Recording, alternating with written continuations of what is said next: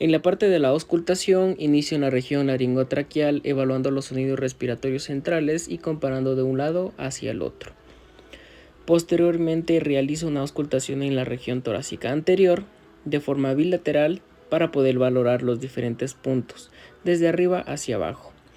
Y en una paciente femenina siempre se solicita que eleve la mama con su mano para permitir una adecuada auscultación directa sobre la piel, respetando así la privacidad de la paciente.